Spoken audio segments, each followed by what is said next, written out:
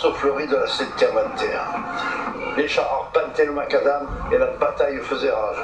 Dégustation de confettis sans modération. Les groupes folkloriques venus de toutes parts honoraient de joyeuses et belles journées. La Saint-Terre, événement phare de Draguignan depuis plus d'un siècle, ramène toujours plus de monde. C'est surtout grâce au Corso Fleury, organisé par l'association Animation Dracénoise, que cet événement perdure dans le temps. Et c'est Ludivine Vidal, présidente depuis 2019, qui va nous parler de cette édition. Quand j'ai repris en 2019, on est monté jusqu'à 16 associations, donc 16 chars. Et avec le Covid, on a eu une grosse perte. Beaucoup d'associations ont fermé à cause de la pandémie. Et là, cette année, on remonte tout doucement, mais voilà, il n'y a que 11 chars. On espère que l'année prochaine, il y ait un peu plus d'associations qui veuillent participer à faire des chars pour le Corso Fleury.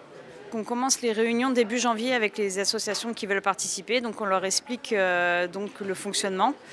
Et après, ceux qui veulent continuer, parce que c'est vrai qu'il y a des gros points, il y a beaucoup d'heures de travail.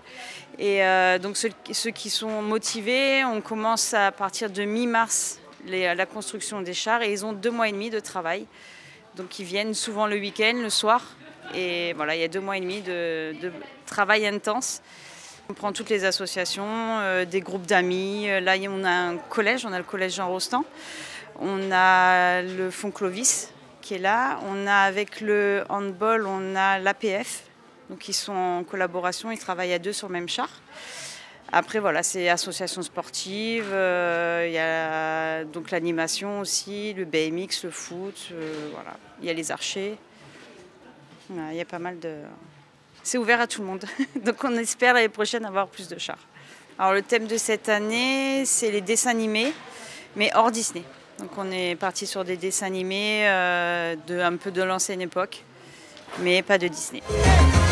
Chaque association décore son propre char et sont aussi invitées les associations dansantes et musicales, dont la fanfare de Tuttlingen.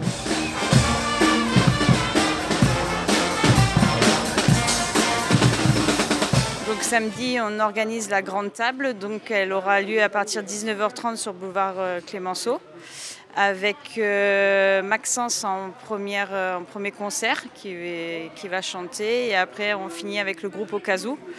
On est à 1000 personnes inscrites. On a dû arrêter les inscriptions il y a déjà une semaine, parce qu'on était complet. Et donc après, dimanche, il y a un défilé du Corso Fleury, un à 16h et un à 21h. Cette année, on ne finira pas avec le feu d'artifice parce qu'il y a un état de sécheresse, donc il n'y aura pas de feu d'artifice, mais on a organisé le bal avec le groupe XXL.